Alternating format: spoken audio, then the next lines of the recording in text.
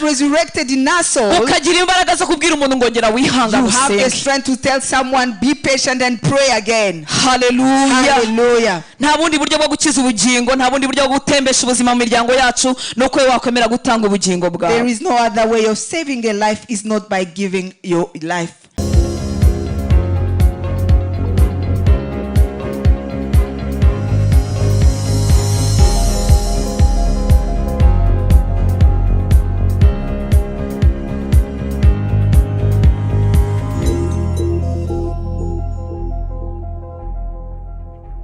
Reka rero tuganire ku magambo y'Imana. Let's talk about the word of God.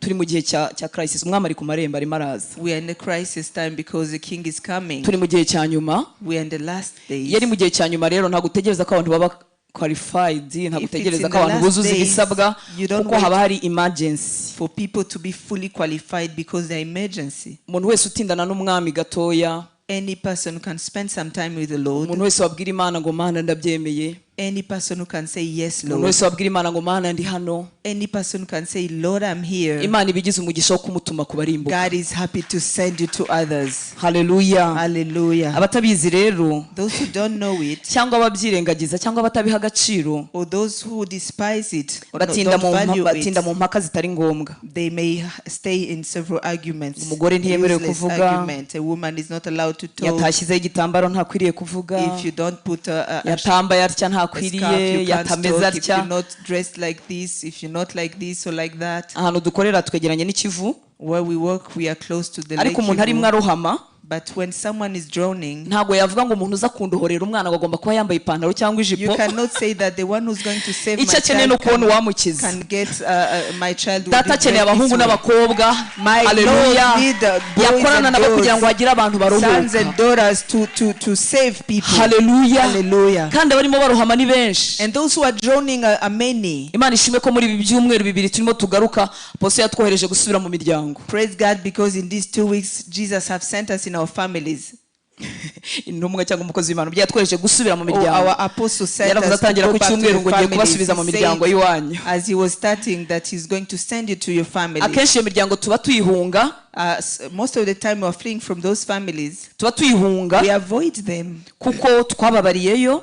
Because we have been wounded there. Kuko twakomerekeyeyo. We have been pained there. Kuko hari ibice byabo bibariho biduteye shame. Because there are pieces of them that are shaming us. Bidutera isoni n'ikimwaro. There are pieces of them that are putting shame on us. Umuntu ashobora kugirira ibyago mu muryango akumva atifuza umuntu n'umwe uzamenya ko avukana na kanaka cyangwa yabyawe na kanaka. Someone can have problems in the family to the point that he doesn't want to be identified to those people. Ariko Imana ishimwe kubw'umwuka wa famiye uba hano hantu. But praise God for the spirit of the family that is here. Utuma abakozi b'Imana bongera kudutegura dusubireyo. That pushes the servant of God dusubire iwacu mu rugo into our homes. Kuko nitwe bw'Imana izakorana natwe kugira ngo nabo bakire. Because God is going to work with us so that they be healed, they be saved. Kwa gatanu twavuze ku bikomere. On Fridays we talked about wounds. Narakurikiye numva n'umubyeyi aba akora umurimo igikorwa gikomeye na kwita action prophétique cyo kwikorera ba bantu bose utabona ngo bagusaba imbabazi, bamwe barapfuye, abandi ntibiteguye no kuzigusaba. I have heard even the parents taking this prophetic act to even carry those ones who forgot, kugira ngo umushyireho ibyo bitutsi byose n'urwo rwango rwose n'uwo mubabaro wose. Those with a lot of hatred. Ni ikintu gikomeye, ikintu gikomeye. It's a great thing. Hari umudamu umwe twaganiriye. There's this woman we spoke with. Yarababajwe n'uwo bashakanye. She was wounded by her husband. Arambwira ati ikintu nifuza ni ikintu cyoroshye. And she told me I just want one simple thing. Yaba yanambeshyaga. If he could even lie to me akansaba imbabazi yigirisha and apologize to me, pretend, byibuza akanyereka ko ababajwe n'ubuhemu yangiriye. just show me that he's sorry about what he did. Iyo miryango rero irimo ibikomere bitandukanye. So we have several wounds in those abantu families. batiteguye gusaba imbabazi. People who are not ready to apologize kuko batarakira imbabazi z'Imana. because they haven't received the forgiveness of God yet. Ariko Imana ishimwe ko muri ibi byumweru ndetse n'iki gihembwe n'ibi byumweru n'iyi minsi 14 tugiye gusubira iwacu aho ngaho hameze gutya. Praise gutya. God for this time, for these 2 weeks where we're going back to our families. Kuwa gatanu twavuze ko Yesu ntabwo yifuza kohereza ingabo zuzuye ibikomere kuko ntabwo umuntu yajya ku rugamba ari inkomere. On Friday we say that Jesus doesn't want to send soldiers that are wounded because the battlefield is not for wounded people. Umurimo ukomeye Imana ikora ni ukudukiza. The great work that God does is healing us. Yesu arabishaka. Jesus wants it. Arabishaka cyane. He wants it badly. Ntabwo ari umugabo w'ingabo w'umugome. He's not an army chief who is n'abasirikare basanzwe ntabwo yakohereza umusirikare urwaye ku rugamba. Even normal soldiers won't send their people on the battlefield when they are sick. It's not possible. Nankaswe umwami w'abami. How much more Hallelujah. the Lord N'umunyembabazi. He is merciful. He is merciful. Yifuza kugukiza wese. He wants to heal you fully. Icyo gusaba no kwamwemerera. What he's asking from you is just to allow him. Hallelujah. Hallelujah. Ijambo ry'Imana rivuga ngo yemwe abarushye n'abaremerewe munsange ndabaruhura. The Bible says that you who are tired come to me. Rikurikirwa n'agace tudakunda kuvuga akavuga ngo mwemere ko abagaragu banjye munyigireho. Allow to be my servant and learn from me is the next part. Ikiruko cya Yesu tuzakira kizangana n'uburyo twemera kubwigiraho. The rest of Jesus that we're going to get from Jesus depends on the level we allow him. Rimwe na rimwe twifuza ngo naturuhura ariko abiriya natwe tubiriya. Sometimes we want him to give us rest when he's from afar. Ntabwo bikora. It doesn't work. Ikiruhuko cye muri twebwe, his rest within us, gukira kw'ibikomere, our healing from our wounds, bizangana n'uburyo tumwemerera kumwigiraho. Will be proportional to our willing kandi to ibyo tumwigiraho rimwe na rimwe biba binyuranye n'ibyo dushaka. But sometimes it's different from what we want. Hallelujah. Hallelujah. Ariko yiteguye kudukiza. But he's ready to heal us. Amen. Amen. Ibintu nifuza kuvuga bishobora kutaryohera amatwi yawe muri iki gitondo. So the things I want to talk about may not be sweet to your ears. Ubundi ku cyumweru aba ari umunsi wa celebration. Usually on Sunday is a day of celebration. Ariko nyemerera tuvugeho gatoya ibintu bisa nk'ibikomeye mu kuntu. But allow me to talk about hard things. Ariko biri ngombwa. But that are useful. Hallelujah. Hallelujah. Kuba igitambo gitembesha ubuzima. To be a sacrifice that overflows with life. Kuba igitambo gitembesha ubuzima. To be a sacrifice that overflows with life. Igitambo ubwacyo. A sacrifice itself. Igitambo.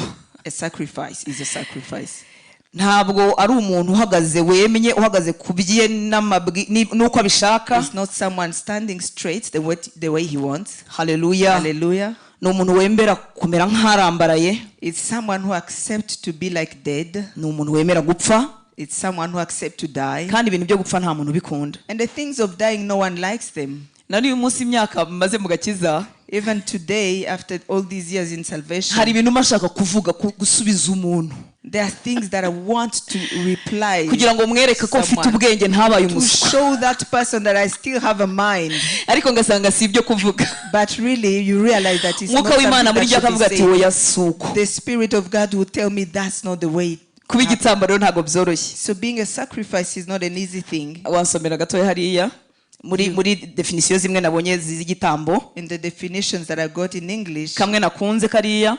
One that I like say it's sacrifice means to give up on something valued for the sake of other considerations. Hallelujah. Hallelujah. Give up. To give up. Kavuga mu Kinyarwanda. Kurekura.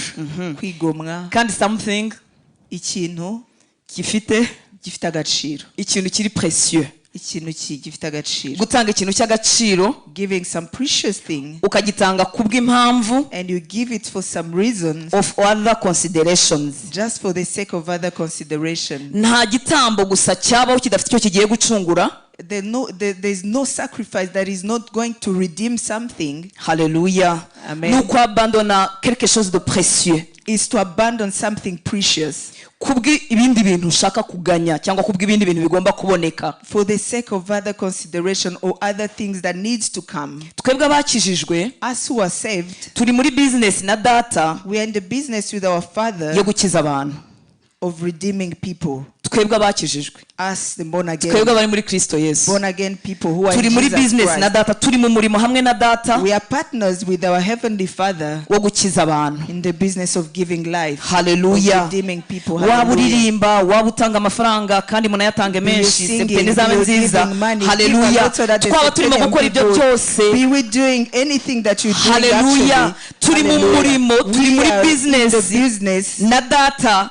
partners with our turafatanyije Father. We are partners with our gukiza Father abantu to give life to people. haleluya Hallelujah. mu rwandiko rwa mbere rwa Yohana 3:16 The first letter of John chapter 3 verse 16. haravuga ngo iki nicyo kitumenyesha urukundo icyo ari cyo He says this is how we know what love is. nuko Yesu yatanze ubugingo bwe ku bwacu Jesus Christ laid down his life for us. iki nicyo kitumenyesha urukundo icyo ari cyo And this is what shows us what love is. nuko Yesu yatanze ubugingo bwe ku bwacu That Jesus Christ laid down his life for us. natwe ikidukwiriye And we owed. vuga ngo natwe ikidukwiriye Us also we owed nuko twatanga ubugingo bwacu to lay down our lives. nuko twatanga ubugingo Lay bwacu down our lives ku bwa bene data for our brothers and sisters. haleluya Hallelujah. Yesu yatanze ubugingo bwe Jesus gave his own life.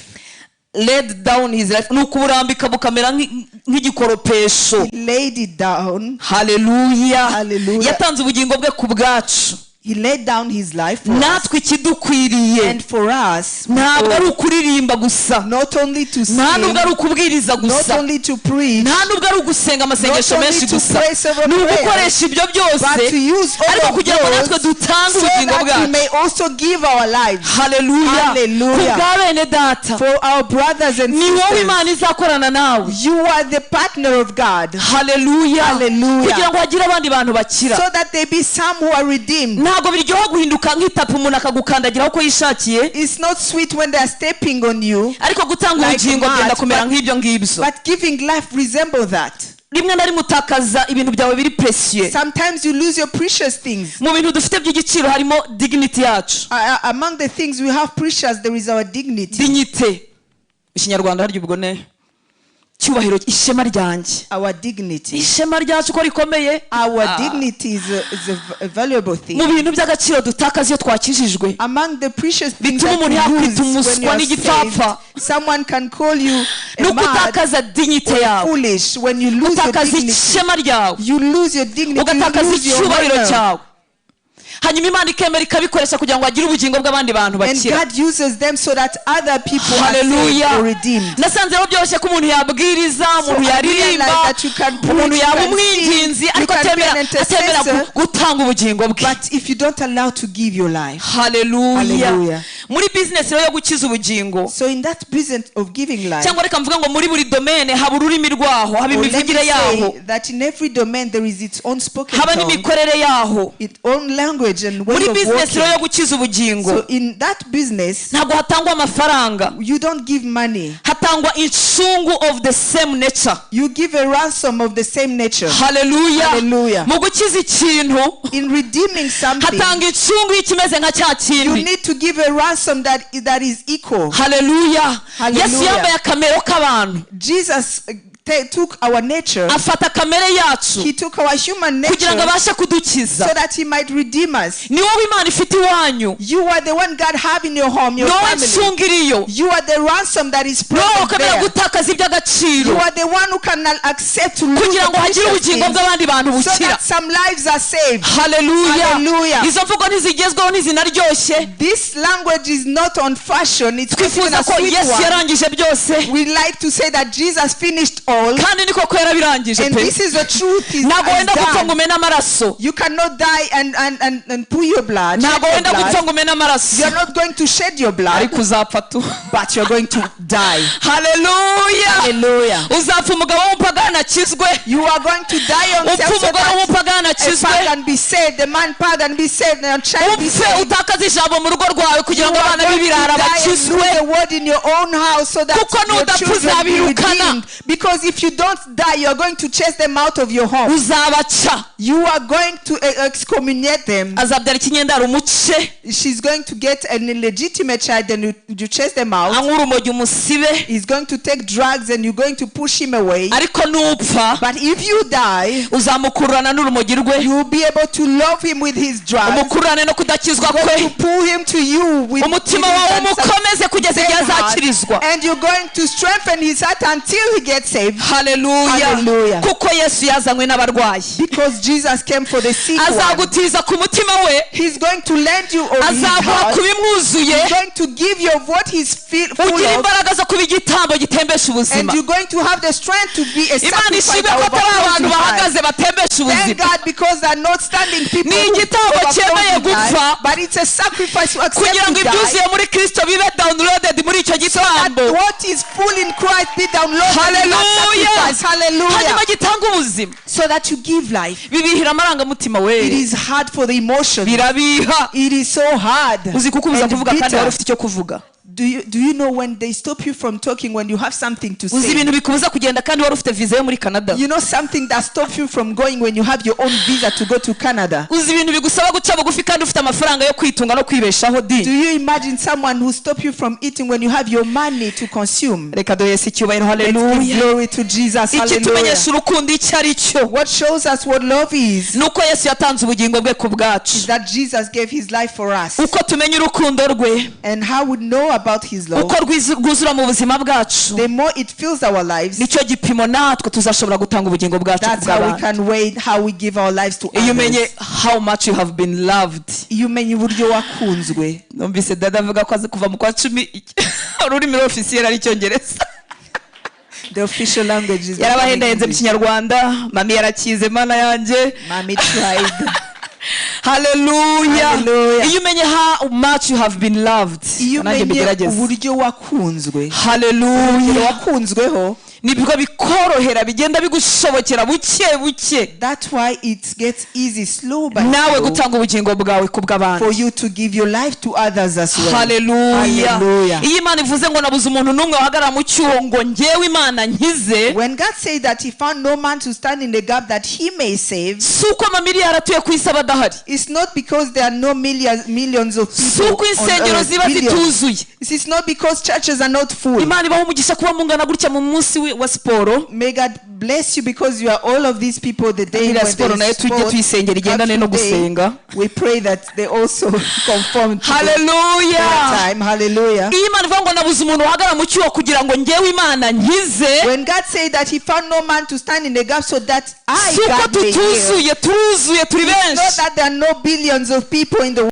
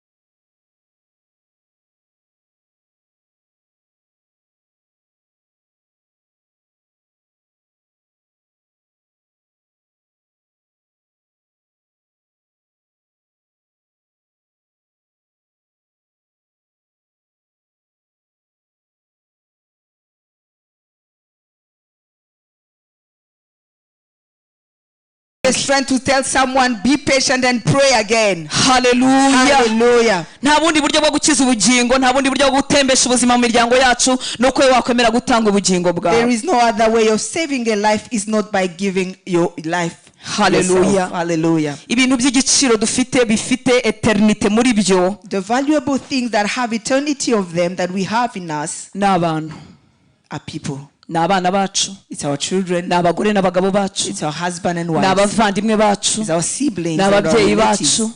It's our parents. Ntabwo ari amazu n'amamodoka, It's not houses and cars. nta nubwo ari n'isengero twubaka. It's not even churches that we build. Ibintu bifite valeur iri eternelle The things that have an eternal value, ni abantu Imana yashyize bugufi bwacu. these are the people close to us. Hallelujah. Hallelujah. Iyo tuvuze ngo valeur iri eternelle, When we talk about eternal agaciro value, k'iteka, an eternal value, mwibuke ko ni ahantu habiri abantu bazaba. you know there are two places where people will belong. N'abarimbuka bazabaho by'iteka rega. Even those who are perishing will not to live forever because they are going to suffer forever. Imana itugirira ubuntu. May God be gracious to muri minsi murimo musenga. In these days as you pray, wibuka abo bantu Imana yashyize bugufi bwabo. Remember those people God brought close to you. Bamwe ntiwabahisemo. Some you did not choose them. Ni abavandimwe bawe. They are your siblings, ni ababyeyi bawe. They are your parents. Mufitanye igihango cy'amaraso. You have a blood covenant. Abandi wabahisemo mu gihango cy'urushako. Some you chose them in a covenant of marriage. Igiki? Igihango. A covenant. Apana isezerano. Not an agreement. Nubwo byihitiyemo ariko nabyo ubirimo byiteka. Even if you chose it, you are there for eternity. Imana ibyita igihango. God called it a covenant. Wakibreakinga. You may break it. Wabyica. You may do it wrong. Ariko uzirikanywe nabyo. But you are tied to it. Hallelujah. You are bound to it. Abo bantu rero batuzengurutse. So all those people surrounding abo us. Bantu mu miryango yacu abo twashatse nabo tuvukana n'abatubyaye. All those people we have married, our parents, our siblings. Bafite igiciro cy'igihe cy'iteka. They have an eternal value. Hallelujah. Hallelujah. Nibo bantu bafite agaciro kuruta ibindi bintu byose biri materiel. They are the most valuable people more than anything material thing. Kandi abo bantu bari connected natwe ntaho twabashyira. And those people are connected to us no matter what. Hallelujah. Hallelujah. Ushobora kubyirengagiza ukumva ntacyo muhuriyeho ni nacyo cyoroshye nasenze kubyirengagiza burya biroroshye. You know, you may pretend not to notice it because it's the easiest. Ukabasiba mu mutwe uriya murumuna wawe ukamusiba uriya mushiki wawe ukamusiba uriya tante ukamusiba mu mutwe your sister. Ariko wamusiba wagira ari connected kuri wowe. But either you erase him or not, he's connected to you. Hallelujah. Hallelujah. Icyo ukwiriye kwemera rero muri iyi minsi 14 yo gusenga. What you need to accept in these 14 days of prayers. Ni ukwemera gutembamwa n'ubuzima bwa Kristo wowe.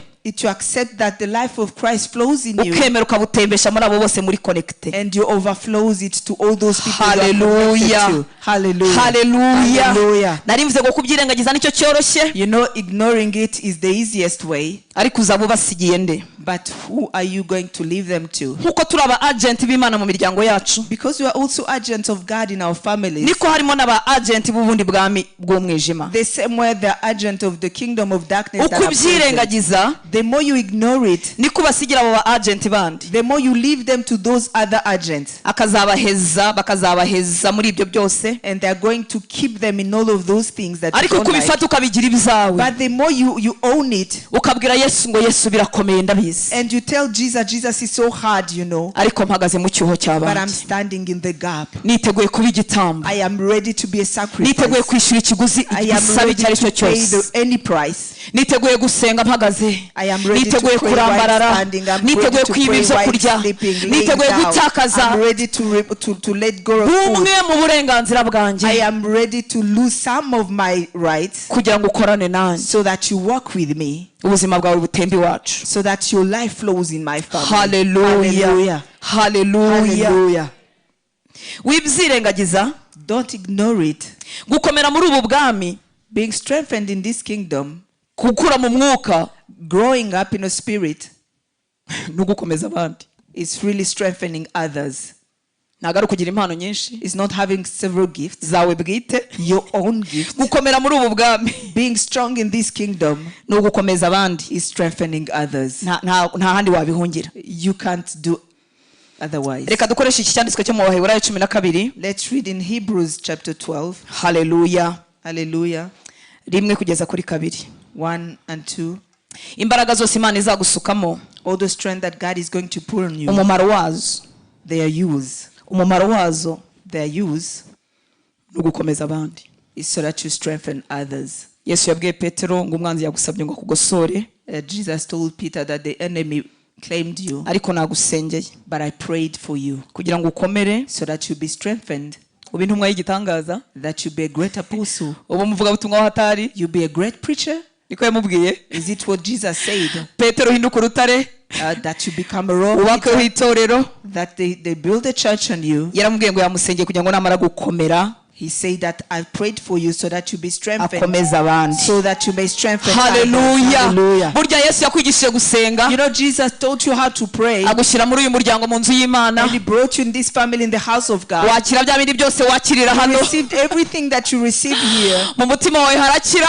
You know, you got healed in your heart. Yesu uramuzi muribonanira. You know Jesus. You Ibyo meet byose him daily. yabigushyizemo, All of aracyagushyira mu those ibindi he poured kugira ngo that numara he was gukomera, doing, so that after you've been wowe strengthened, nawe musubire iwanyu, you and him go back to hagira your abandi nabo families, babyuka, that some also rise, nabo bongere bakomezwe. that they be strengthened as well. Hallelujah. Hallelujah. Gukomera kose muri ubu bwami ni All ugukomeza strength in abandi. this kingdom just Imana is about yatugiriye strengthening neza. others. Abaheburayo 12 Hebrews 12, 1 kugeza kuri 2. 1 and 2. Amen. Amen. Reka dusome kuva ku murongo wa mbere. Verse 1. Ngo nuko natwe ubwo tugoswe n'igicucu cy'abahamya bangana batyo, twiyambure ibituremerera byose n'icyaha kibasha kutwizingiraho vuba, dusiganirwe aho dutegekwa twihanganye. Therefore, since we are surrounded by such a great cloud of witnesses, let us throw off everything that hinders and the sin that so easily entangles. Hallelujah.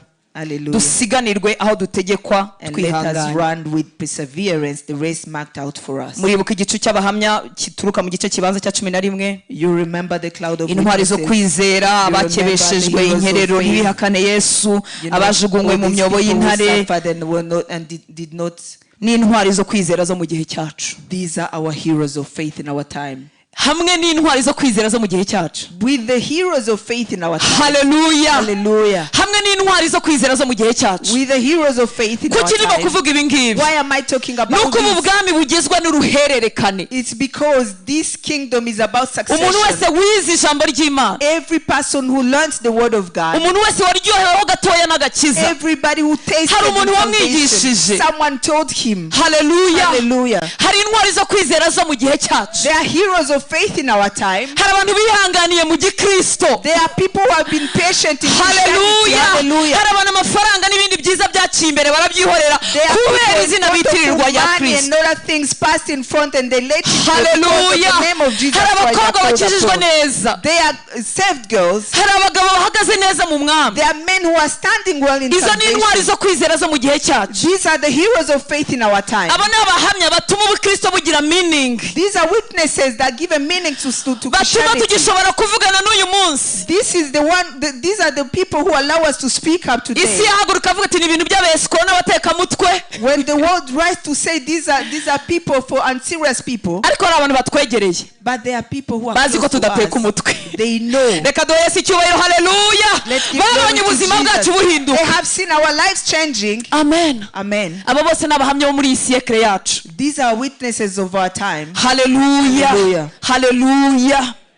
Aba bantu bose rero twese turi muri uru rugendo All these people in this journey, dufite ahantu ho kwiruka. we have a place where to run. Haleluya. Hallelujah. Let us run. Dufite perseverance. Let us run with perseverance. Haleluya. Hallelujah. Twiruke cyane. Let us run so quickly Turimo dusiganwa in a race, kuko hari ahantu dutegekwa kugera kandi tukagerayo twihangana. because there is a place marked for us and we need to reach that place with Murabona muri patience. stade ya mirongo bacamo gutya ahantu itapi y'umutuku. You know, there is this finishing line in Buri mu- stadiums. ni akazu gutya umuntu yirukanka akagera hariya, n'undi akaba afite akarongo ke, n'undi akaba afite You know, akarongo ke. everybody has his line where to run. Haleluya. Hallelujah. Utangira urugendo hamwe na Kristo, If you start this journey with Christ, umaze kurutangira after starting, hari akarongo kawe ko kwirukiramo, there is your own lane. nanjye mfite akanjye ko I kwirukiramo, also have my own lane. kandi mu ijuru And in heaven, hari ahantu bateganyije njyewe nawe there is dusiganirwa a kugera. place marked for us to reach. Bizaba ari akaga It will be gutera nka metero 100 bad if you umuntu go akagarukira only hagati aho, 100 meter and you stop there akagarukira atageze ahategekwa kugera. before reaching where you marked to reach. Haleluya. Hallelujah. Kuko navuze ngo hari abantu tutahisemo bari connecte natwe. Because I said that people we did not choose but that are connected to us. Kwiyirukira wenyine burya biroroshye. Running alone is easy.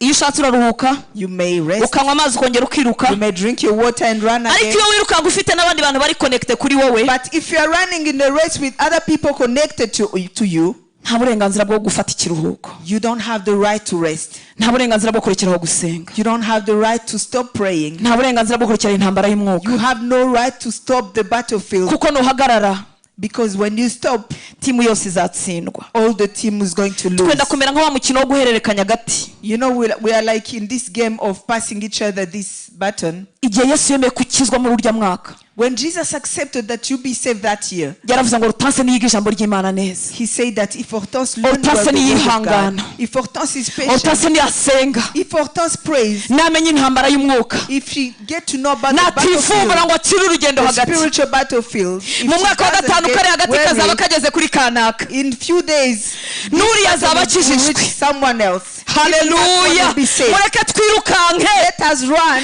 Dusiganwe hari aho dutegekwa kugera. Let us run for this race. Ufite Master us. akazone kawe ko You kwirukankamo, have your own zone, kandi hari aho utegekwa kugera. and there is a place marked for you. Wihagarara in the middle of the road. Don't stop in the middle. Urimo urakererwa. You are delaying. Iteka dushingura abantu. Every time we are Iyo badapfiriye mu mwami people. baba barimbutse. If they are not dying in the Lord, they are...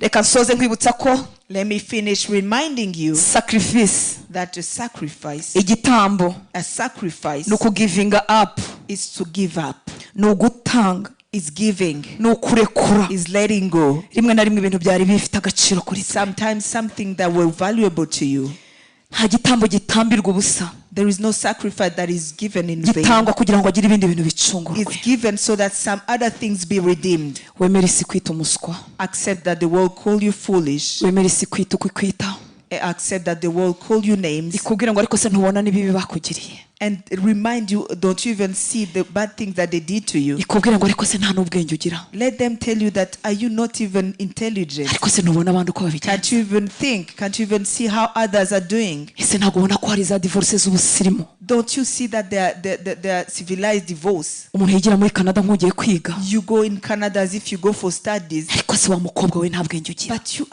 are you not even intelligent? ariko se wa mugabo we ntutekereza, You man, don't you think? ariko se wa mwana we kumaze kugira amafaranga yawe waretse bariya bantu. But you have your money, why don't you leave these people? Sacrifice. Igitambo, A sacrifice ni ukugivinga up, is to give up. ni ukwemera gutakaza rimwe na rimwe It's to let go ibintu sometimes. byari precious kuri twebwe, Things that were precious to us. kubw'inshungu y'ibindi bintu bifite For agaciro. the redemption of other precious things. Imana ibahe umugisha. May God bless you.